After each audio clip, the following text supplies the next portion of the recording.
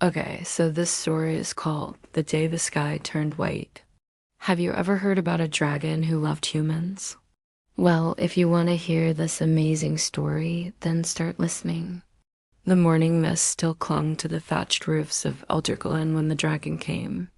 Children had just begun their chores, shopkeepers were opening their shutters, and old Emmett was settling onto his bench beside the bakery to enjoy the scent of fresh bread.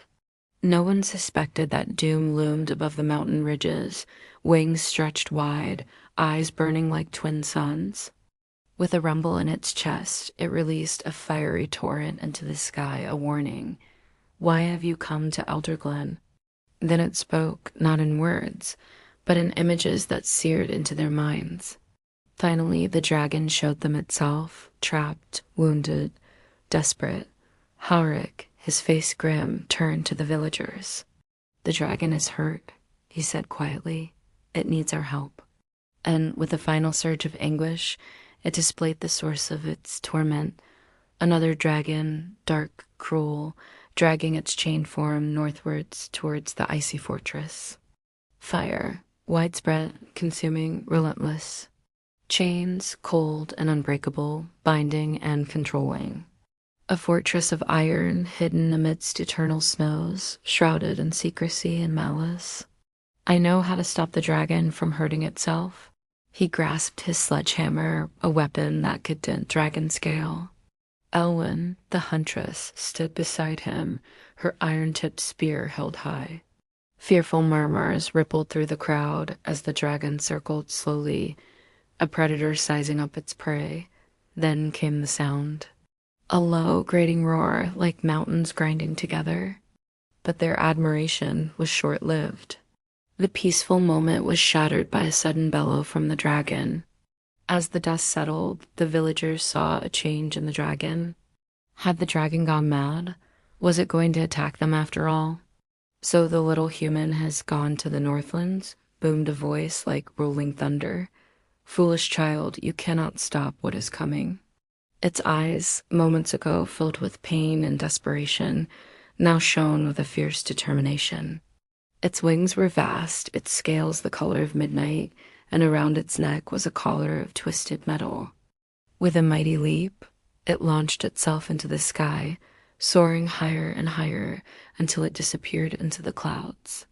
Its eyes, burning embers in the gloom, scanned the crowd, lingering on the spot where the white dragon had stood. The white dragon, the one that had shown them mercy, was destined for unimaginable horrors, and they had played a part in its torment. "Don't hurt it," she whispered, her voice trembling. "Please don't hurt the dragon." The ground trembled beneath their feet, and with the sweep of its tail, it created a whirlwind that scattered the crowd. She knew she didn't have much to bargain with, but she had to try. "I have friendship," she offered tentatively. "The white dragon will be friends with you?" "I am Korth, hunter of the north," it hissed, "and I bring tidings of doom." "So the little human wishes to bargain with me?" He sneered. "Friendship? You mock me, child? What was Nella planning?" "So the little blacksmith thinks he can scare me away," he taunted. "How very bold." "Enough of this," he boomed. "You have caused enough trouble, Black Dragon, or you'll have to answer to us all. Now leave." He hadn't expected such unity, such courage in the face of overwhelming odds. A cruel smile spread across his face. "Very well," he said, his voice dripping with malice. "If you did, please give it a thumbs up. Thanks for watching, and see you next time." Let the games begin. For a moment, he was taken aback. "Go back to the north and let us be. We may not be able to defeat you," he said, his voice calm despite the tremor in his hands, "but we won't let you take the white dragon without a fight. We stand together, dragon, against you." How could she possibly prove the dragon's innocence? Dragons are not known for their friendships. They are creatures of chaos and destruction, not sentimentality. Very well. "Tell me, child, what do you have to offer?" "Your precious white dragon has fled, but it cannot hide. It doesn't want to hurt anyone, and I can prove it. We will find it, and then it will suffer a fate worse than death. Glancing at Nella, he saw determination in the depths of her young eyes. With a sigh, he relented. All right, child, he said softly. Go ahead. Try to stop the dragon. A deep gash marred its underbelly. Smoke curled from the wound. In a flash, the beast was upon them. Oh, you humans are so predictable, he sneered.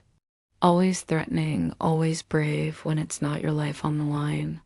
The dragon folded its wings, bracing itself for landing, and with a thunderous crash that sent tremors through the earth, it touched down in the village square. Old Emmett, his face pale, clutched the baker's oven door like a shield.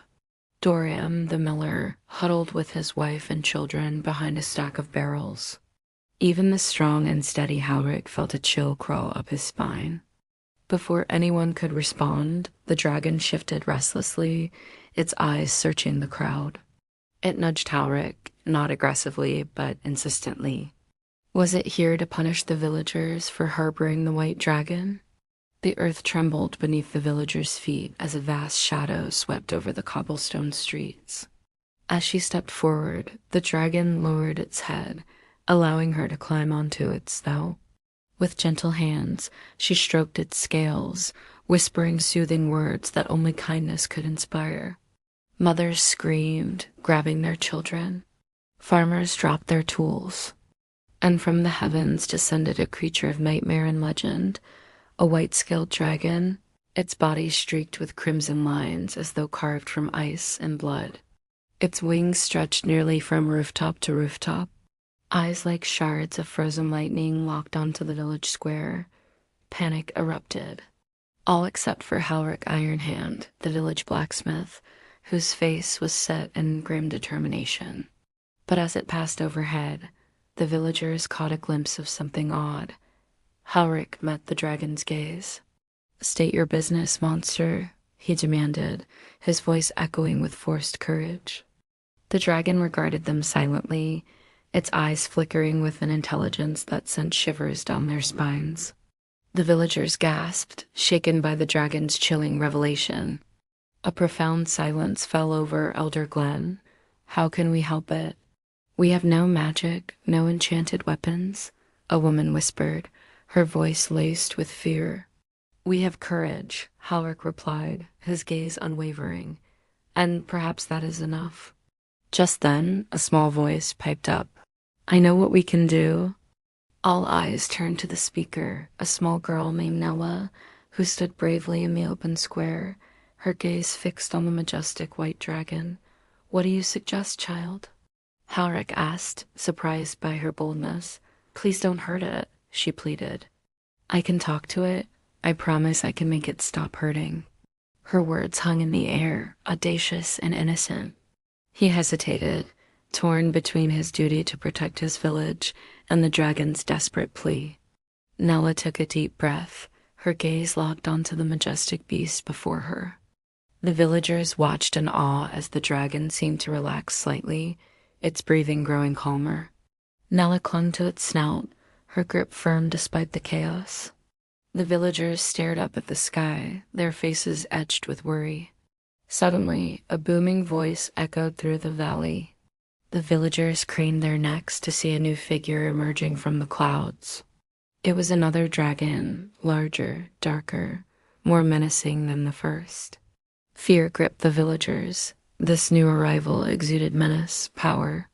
The villagers cowered, seeking shelter behind whatever they could find. Yet amidst their terror, there was curiosity. What had brought this dark dragon to Elderglen? As if reading their thoughts, the black dragon spoke again, its voice dripping with malice. The villagers gasped, their hearts pounding. Nella, who had remained silent until now, stepped forward. Korth laughed, a harsh, grating sound that echoed through the valley. Nella hesitated. Korth let out a mocking snort. Nella shook her head, tears brimming in her eyes. "No, you're wrong. The white dragon isn't like that. I know it." The villagers exchanged uneasy glances. Suddenly, Halric stepped forward. Korth turned his burning gaze to Halric, amusement dancing in his eyes. With a flick of his tail, Korth knocked Halric off his feet. The villagers gasped, their anger rising. The dragon had crossed the line. Leave, Elwyn demanded, her spear poised. Korth laughed, his amusement growing.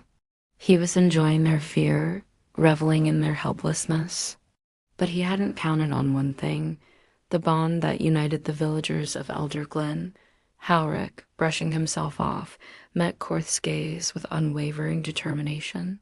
Their defiance startled Korth, but it was only a moment. And with that, the battle for Elder Glen and the fate of the White Dragon commenced. Hey guys, I hope you enjoyed this amazing adventure.